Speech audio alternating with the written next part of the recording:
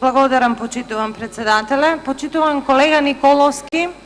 Веќе втор ден разговараме за импичментот кој што вие го имате поднесено и колку што можев да сватам во уводниот дел од вашиот предлагач дека вие мислите дека председателот на Републиката, господинот Ѓорги Иванов, го прекршил Уставот и ние тука пратениците треба да одговараме, да кажеме дали го прекршил или не. Комисијата убаво се изјасни дека председателот Ѓорги Иванов нема направено прекршок на Уставот.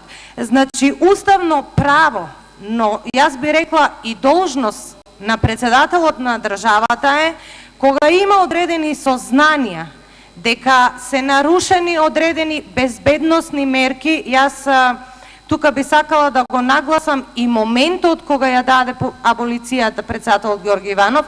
Значи, немојте да заборавите дека тој ги поднесе овие аболиции додека беше распуштен парламентот, почитуван колега. Вие сте искусен пратеник и треба да знаете што значи кога не функционира парламентот. Имавме техничка влада и парламентот не функционираше.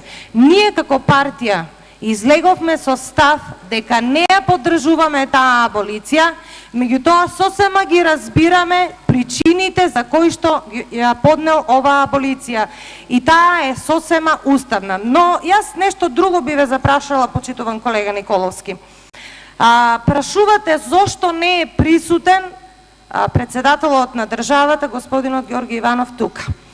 И во ред, тоа е ваше право да барате присуство.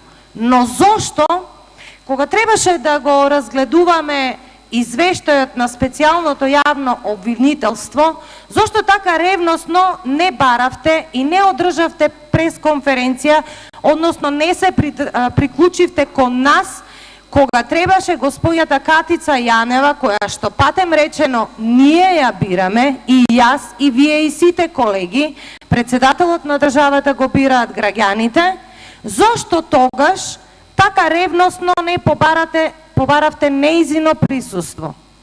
Зошто кога слушате во јавноста колку имаат плати од парите кои што ние како собрание и ги одобривме како буџет, зошто не побаравте да дојде овде во собрание и да даде извештај за својата работа? Таа е должна тоа да го направи. Должна, потенцирам дека е должна затоа што ние овде ја бираме. Ви благодарам.